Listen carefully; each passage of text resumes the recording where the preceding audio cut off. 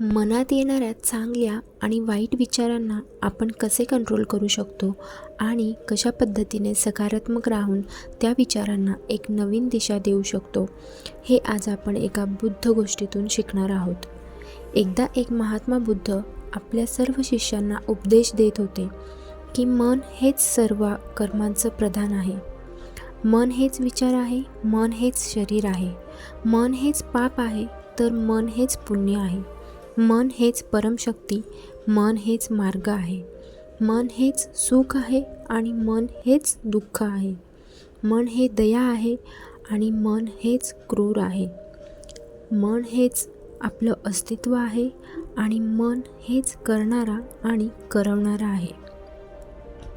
मन हेच इच्छा, शक्ती, दृढ संकल्प आहे. मन हेच भयसुद्धा आहे आणि मन हेच कमजोरी आहे. महात्मा बुद्धांचे हे उपदेश तिथे उपस्थित प्रत्येक शिष्य खूप ध्यानपूर्वक ऐकत होता. तिथे असा एक शिष्य होता जो नेहमी शांत राहायचा. तो नेहमी साधना करत असायचा. तो खूप कमी बोलायचा आणि ध्यान करत असायचा. त्याला कोणाशीही काहीही घेणे देणे नसायचे. तो बरा आणि त्याचे काम बरे. एके दिवशी त्या शिष्याने महात्मा बुद्धांना विचारलं, बुद्ध, मनाला शांत करण्यासाठी काय केलं पाहिजे? मनाला साधण्यासाठी सगळ्यात सोपी पद्धत कुठली आहे?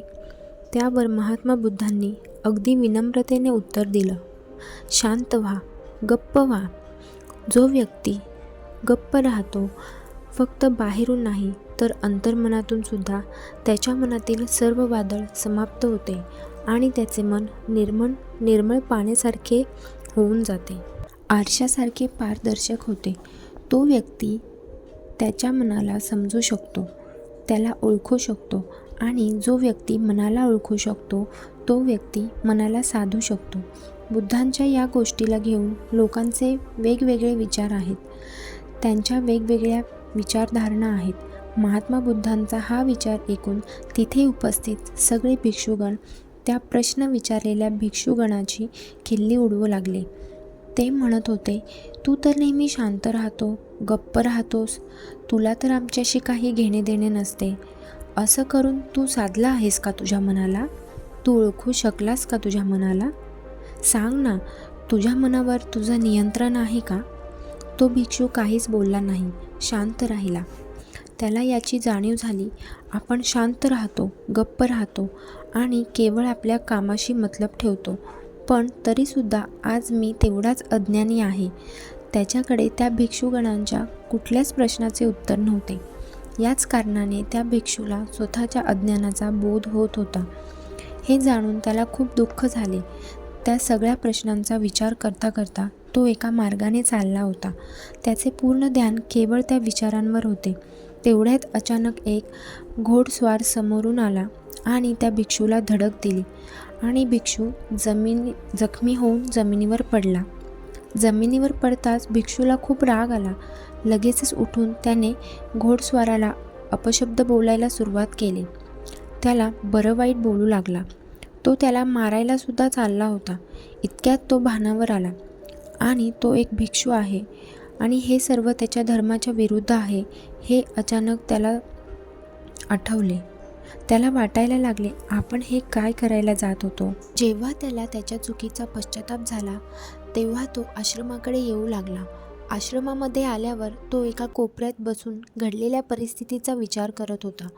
त्याला समजत नव्हते की शेवटी मी एक भिक्षू असून मला राग कसा काय आला, माझ्या तोंडून त्या व्यक्तीसाठी अपशब्द कसे काय गेले आणि त्यामध्ये मी त्यावर हात उचलायला पण जात होतो.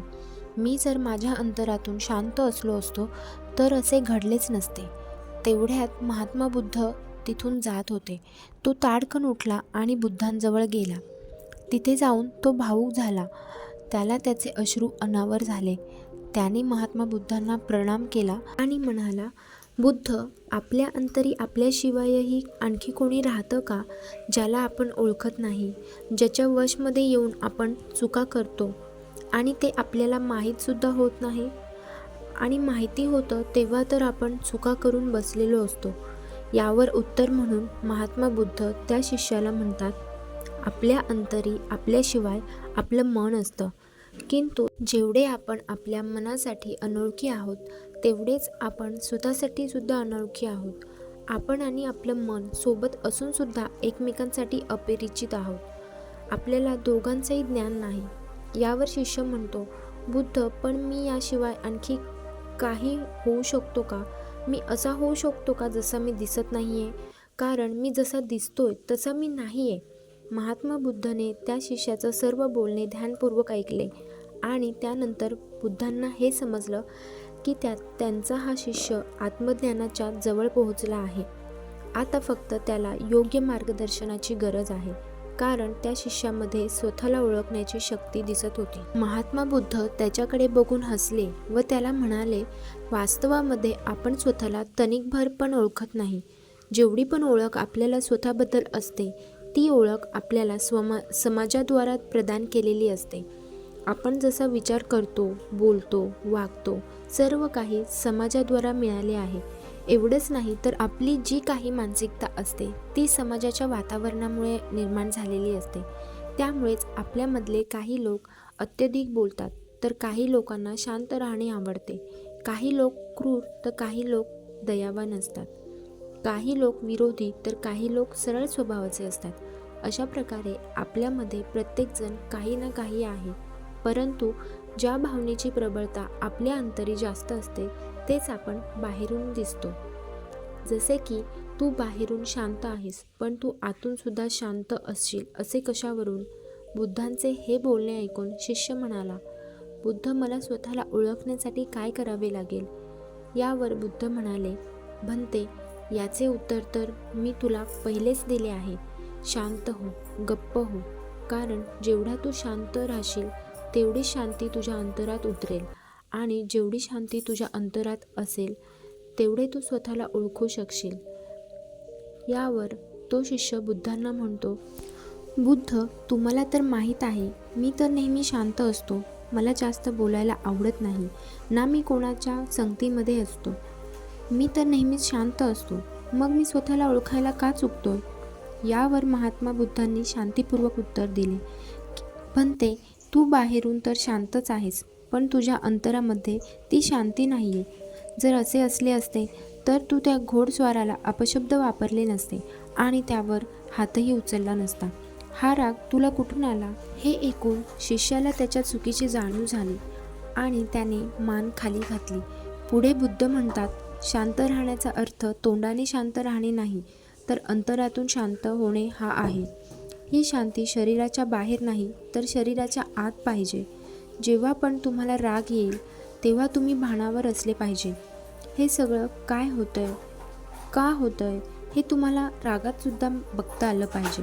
नाहीतर तुमच्या आतमधली ती अनोळखी शक्ती तुमच्याकडून क्रोध करून घेईल.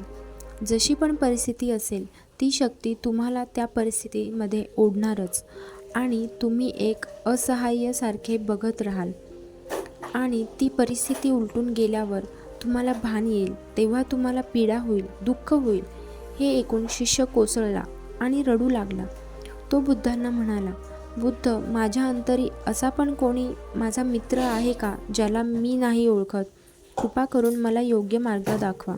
बुद्ध कोमल हसले आणि शिष्याला म्हणाले, भन्ते, तुला माहिती आहे यासाठी तुला सगळ्यात अगोदर काय करावे लागेल? तुला सर्वात अगोदर तुझा हा स्वभाव सोडावा लागेल, जो तू बाहेरून शांत दिसतोस पण अंतरातून तू शांत नाही आहेस. तू आता एकांतात जा. तू अशा जागी जा जिथे तुझ्याशिवाय कोणीच नसेल. तिथे जाऊन तुझ्या मनात जे काही आहे ते तू बोल, ओरड, किंचाळ, रड, पड, हस आणि हे सगळं अंतरातून बाहेर पडल्यावर तू शांत होशील. तेव्हाच माझ्याकडे ये. शिष्याने महात्मा बुद्धांचे म्हणणे ऐकले आणि त्यांना प्रणाम करून तो एका जंगलाच्या वाटेने निघून गेला. तिथे चारही बाजूने हिरवळ सुंदर निसर्ग होता. तिथे वातावरण शांत होते. तिथे कोणीच नव्हते. शिष्य तिथे एकटा होता. त्याने मोठ्याने बोलायला सुरुवात केली. तो त्याच्या मर्यादेमध्येच बोलत होता. बघता बघता त्याला राग येऊ लागला आणि तो आपली मर्यादा सोडून अपशब्द बोलू लागला. ते बोलताना त्याला खूप आनंद होत होता. जे तोंडात येईल ते तो बोलत होता. त्याने बोलण्याची सीमा पार केली होती. बघता बघता आता त्याने स्वतःचे सर्व कपडे काढले व जमिनीवर लोळू लागला. कधी तो मोठ्याने हसायचा तर कधी तो मोठ्याने रडायचा, कधी तो पळायचा तर कधी नाचायला लागायचा. असे सत्र खूप वेळ चालू होते. आता तो शांत होऊ लागला होता.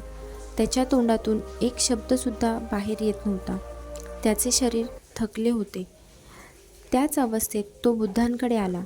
महात्मा बुद्ध त्याची ही अवस्था बघून प्रसन्न झाले आणि आश्रमाच्या बाहेर गवतावर त्या शिष्याला पडायला सांगितले, जिथे चारही बाजूने हिरवळ आणि थंड हवा होती. त्याने काही विचारायच्या आत बुद्ध त्याला म्हणाले, "भंते, आता तू काहीच करू नको, फक्त शांत राहा. हे दृश्य पहा. अंतरातून वाहणाऱ्या असीम शांतीचा आनंद घे." बुद्धांचे म्हणणे ऐकून तो आकाशात चांदण्या पाहत होता. आपल्या अंतरी असीम शांती त्याला जाणवत होती. तो तासनतास तिथेच पडून राहिला. त्या असीम शांतीचा तो आनंद घेत होता. तेवढ्यात बुद्ध त्याला म्हणाले, "भंते, अंतरामध्ये अजून खोल जा. तुला तुझ्या अंतरामध्ये कोण राहत आहे हे जाणून घ्यायचं आहे ना? मग भंते, विचार करू नकोस, अजून खोल ध्यानामध्ये जा. तुझी नजर जर समुद्राच्या लाटांवर असेल आणि तू तिथेच फसून राहशील तर समुद्राच्या खोलवर तुला जाता येणार नाही. समुद्राच्या तळाशी असलेल्या त्या असीम शांतीचा तू अनुभव घेऊ शकणार नाही. तुला तर अजून खोल जायचं आहे. विचारांच्या वादळाला बाजूला कर आणि आणखी खोल जा. शांत हो भंते, शांत हो. विचार येत असतील तर येऊ दे आणि जाऊ दे. तू विचारांसोबत लढत बसला तर ते तुला त्रास देतील, स्वतःमध्ये अडकवून ठेवतील. त्या विचारांच्या मागे बघ. अजून ध्यान दे. कोण दिसतंय तुला?" शिष्याला माहीत झाले बुद्ध त्याला आदेश देत आहेत. त्याने बुद्ध म्हणतात तसे करायला सुरुवात केली. तो आणखी खोल ध्यानामध्ये गेला. बुद्धांचा पुन्हा आवाज आला, "भंते, सांग ना, कोण दिसत आहे तुला?" भिक्षू स्मित हसला आणि म्हणाला, "बुद्ध, माझ्या अंतरी मला तुम्ही दिसताय आणि तुमच्या पायाशी मी दिसतोय." बुद्धांचा कडक आवाज आला, "भंते, विचारांमध्ये गुरफटू नको. हे मायाजाल आहे. तू आणखी खोल जा आणि बघ कोण आहे तुझ्या अंतरी, जो तुझा उद्धार करणार आहे." शिष्य ध्यानामध्ये आणखी खोल गेला आणि अंततः समोरचे चित्र बघून त्याच्या अंगावर शहारे आले. तो रडू लागला आणि रडत बुद्धांना म्हणाला, "हे प्रभू, तुम्ही धन्य आहात. माझ्या अंतरामध्ये मी स्वतः आहे आणि त्याच्या पायाजवळ मीच आहे.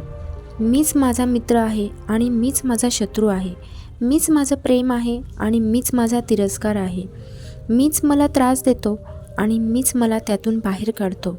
मीच चांगला आहे आणि मीच वाईट आहे. माझ्या अंतरी मी स्वतः आहे आणि मीच माझा उद्धार करणार आहे." एवढे बोलून तो शिष्य ध्यानामधून बाहेर आला आणि बुद्धांच्या चरणांवर पडला. म्हणाला, "हे प्रभू, आता मला सर्व समजलं. मी आता हा मार्ग कधीच सोडणार नाही."